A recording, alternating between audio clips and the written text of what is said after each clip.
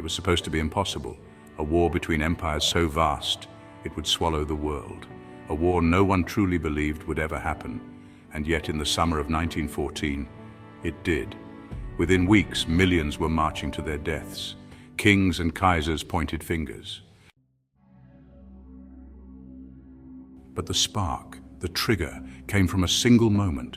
One man, one shot, and a world set ablaze. Was it truly the assassination of a prince that ignited the bloodiest conflict the world had ever seen?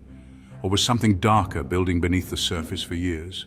Was this war inevitable, or was it manufactured, designed by alliances, ambition, and arrogance?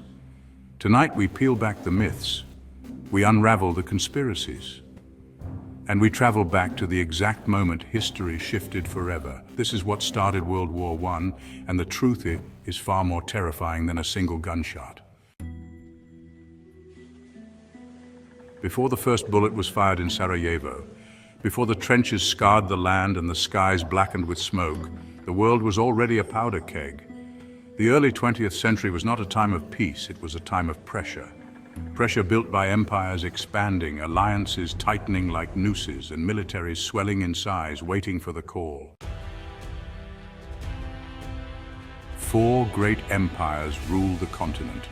The British Empire, basking in the glory of its global reach, the French Republic still burning from its humiliation in the Franco-Prussian War, the Russian Empire vast and unwieldy but rising, and the German Empire, young, industrial and hungry for its place in the sun.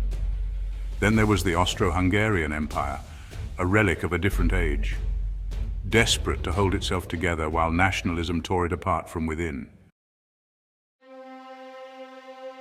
Beneath the surface, another war brewed, a war of identity.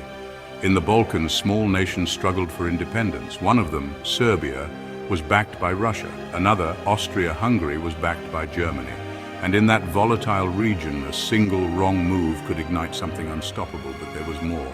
Secret treaties, naval races, spies whispering in shadows, a fear that everyone had an enemy, even in peace. Europe was divided into 2 armed camps, the Triple Entente, France, Russia and Britain, and the Triple Alliance, Germany, Austria-Hungary and Italy. They called it the balance of power, but in truth, it was a death pact. All it needed was a spark. And in June of 1914, that spark came. But what followed was not chaos, it was calculation. June 28, 1914, a date that should have been nothing more than a ceremonial visit. Archduke Franz Ferdinand, heir to the Austro-Hungarian throne, had arrived in Sarajevo, unaware he was walking into a trap. His mission was political, a gesture to calm tensions in Bosnia, a territory Austria-Hungary had seized years earlier, but to Serb nationalists, his presence was an insult. To them, he was the face of oppression, and his death a statement. A shadowy group known as the Black Hand had armed and trained a group of young men, radicals willing to die for their cause. Among them, Gavrilo Princip. The first attempt failed. A bomb was hurled, but bounced off the Archduke's car and exploded behind him. Shaken but unhurt, Franz Ferdinand insisted on continuing the day. Later that morning, a wrong turn, a stalled car, and fate aligned. 2 shots. Franz Ferdinand dead, Sophie dead, and with them, the last chance at peace. What should have been a regional crisis turned global in weeks. Austria-Hungary, backed by Germany, issued an ultimatum to Serbia. Serbia, backed by Russia, refused to yield. Russia mobilized. Germany declared war on Russia, then on France. Germany invaded Belgium, and Britain joined the fight. In just over a month, the world collapsed into war. One assassination turned into 40 million casualties.